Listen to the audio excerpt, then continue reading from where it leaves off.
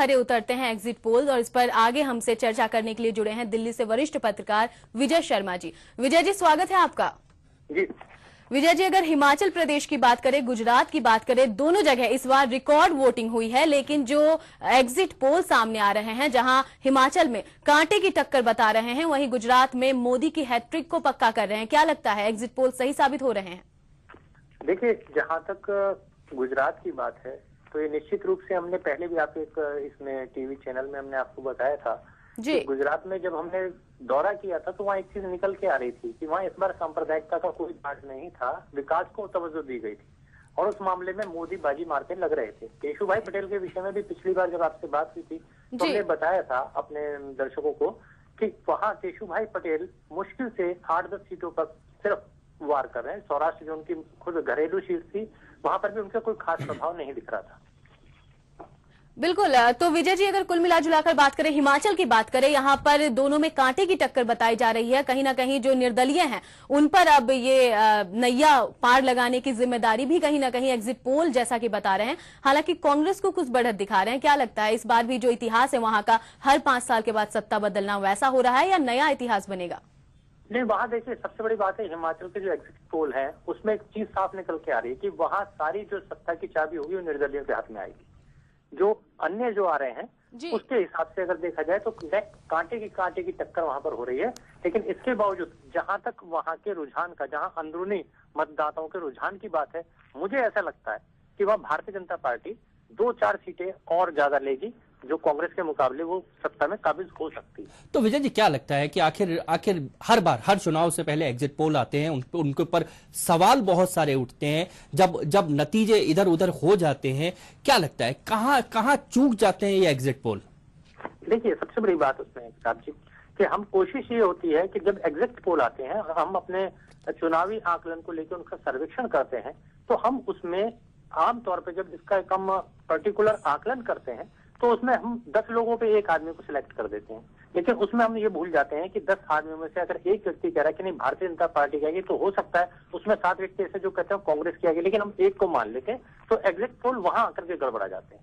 चलिए विजय जी, बहुत बहुत धन्यवाद हमारे साथ जुड़ने के लिए। सुनीता, जो विजय जी कह रहे थे और जो प्रताप जी ने कहा कि जब कांटे की टक्कर होती है तब परिणाम बहुत प्रभावित होते हैं। ये चीज हमने पिछली बार पंजाब के चुनाव में देखी, बहुत कांटे की टक्कर थी।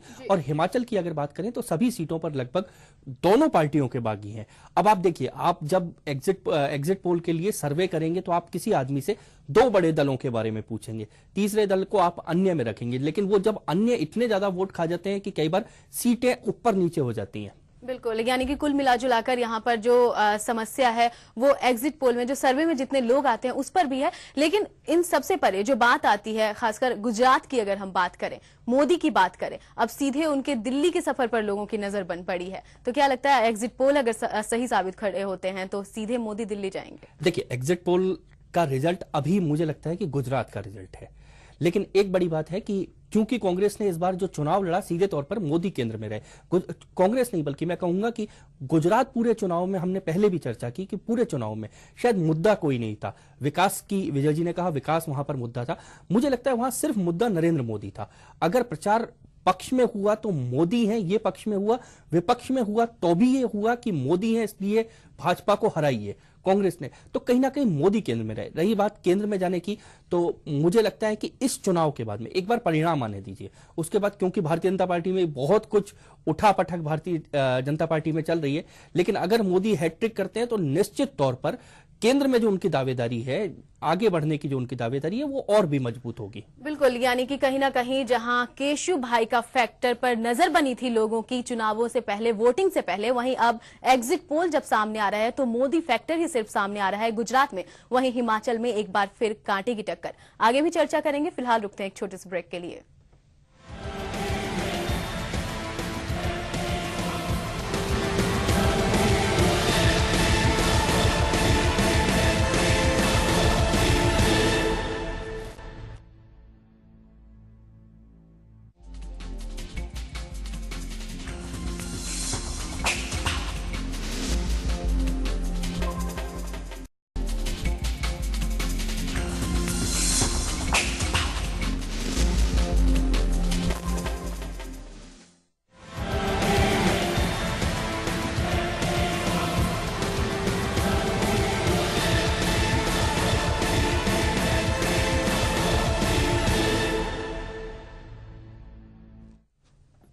ब्रेक के बाद आपका स्वागत है। आज बड़ी खबर में बात हो रही है सत्ता का फाइनल की, यानी कि कल 20 दिसंबर को जो रिजल्ट आने वाले हैं गुजरात और हिमाचल प्रदेश में हुए विधानसभा चुनावों की। अगर हिमाचल प्रदेश की बात करें तो 4 नवंबर को यहां मतदान हुए थे, लेकिन अब करीब 1.25 महीने बाद रिजल्ट आने वाले हैं कल, जहां बीजेपी और कांग्रेस के बीच बताई जा रही है आर पार की लड़ाई। आखिर क्या है यहां के चुनावी समीकरण, आइए देखते हैं। हिमाचल प्रदेश की जनता को भी 20 दिसंबर का इंतजार है। 4 नवंबर को हुई वोटिंग के करीब 1.25 महीने बाद गुरुवार को नतीजे सामने आएंगे। हिमाचल का इतिहास रहा है कि यहां के वोटर्स का अब तक किसी एक दल पर विश्वास नहीं रहा है। हर 5 साल बाद यहां सत्ता बदलती ही है और ये सिलसिला 1985 के बाद लगातार जारी है। हर बार की तरह इस बार भी राजनीति के पंडित साफ तौर पर कुछ नहीं बता पा रहे, लेकिन कांग्रेस और बीजेपी दोनों ही पार्टियां अपना अपना दावा मजबूत बता रही हैं। जहां मौजूदा मुख्यमंत्री प्रेम कुमार धूमल बीजेपी सरकार के कार्यकाल में हुए विकास का दम भर रहे हैं, वहीं प्रचार के दौरान लोगों के मिले सहयोग से कांग्रेस भी अपनी जीत पक्की समझ रही है। इसका दावा खुद प्रदेश कांग्रेस अध्यक्ष वीरभद्र सिंह कर रहे हैं। आपको बता दें कि हिमाचल की 68 विधानसभा सीटों के लिए रिकॉर्ड 75% मतदान हुआ है। वैसे सभी 459 उम्मीदवारों के भाग्य का पिटारा तो 20 दिसंबर को खुलेगा, लेकिन तमाम एग्जिट पोल कांग्रेस और बीजेपी के बीच कांटे की टक्कर बता रहे हैं। IBN 7 के सर्वे के अनुसार दोनों ही पार्टियों को 29 से 35 के बीच सीटें मिल सकती हैं। वहीं अन्य के खाते में 2 से 6 सीटें जा सकती हैं। ABP न्यूज और AC नीलसन एग्जिट पोल के अनुसार बीजेपी और कांग्रेस दोनों को 32 सीटें मिलती दिख रही हैं, जबकि अन्य के पास 4 सीटें जा सकती है।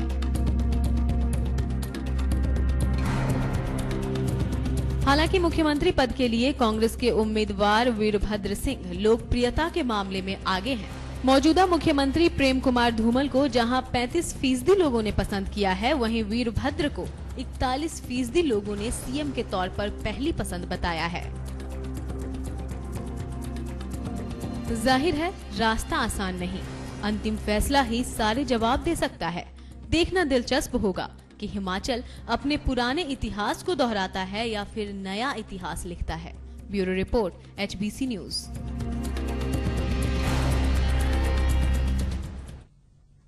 तो हिमाचल में हर बार की तरह एक बार फिर कांटे की टक्कर सामने आई है। यहाँ पर आशीष जी, अगर दोनों जगह के एग्जिट पोल को देखें तो अगर एक सीधा सा क्वेश्चन, दोनों जगह अगर एग्जिट पोल सही साबित होते हैं तो क्या होगा? देखिए, दोनों जगह अगर एग्जिट पोल सही साबित होते हैं, यानी वहां अगर कांग्रेस बढ़त बनाती है, तो कोई आश्चर्य की बात इसलिए नहीं होनी चाहिए कि हिमाचल का एक स्वभाव है सत्ता बदलने का हर 5 साल में। दूसरी बात, अगर गुजरात के एग्जिट पोल सही साबित होते तो लगभग आप ये मानिए कि गुजरात में लगभग यही चल रहा था, जिसको शायद मुझे लगता है कि कांग्रेस चुनाव से पहले भांप नहीं पाई, क्योंकि नरेंद्र मोदी, हम शुरू से कह रहे हैं, नरेंद्र मोदी मुद्दा रहा है। एक बड़ी चीज और मुझे दोनों जगह पर लग रही है कि एग्जिट पोल अगर सही साबित होते हैं तो कहीं पर गुजरात में कोई भी संशय नहीं है कि मुख्यमंत्री कौन होगा। हिमाचल में जरूर अगले चरण की लड़ाई शुरू हो जाएगी कि मुख्यमंत्री कौन होगा एग्जिट पोलों के सही साबित होने पर।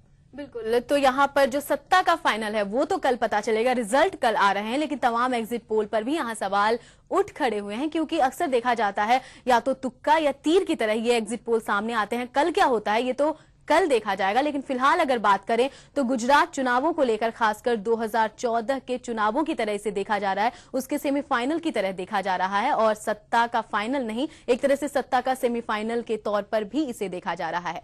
आगे भी चर्चा होती रहेंगी बड़ी खबर में, लेकिन फिलहाल इतना ही। आप देखते रहिए HBC न्यूज। नमस्कार।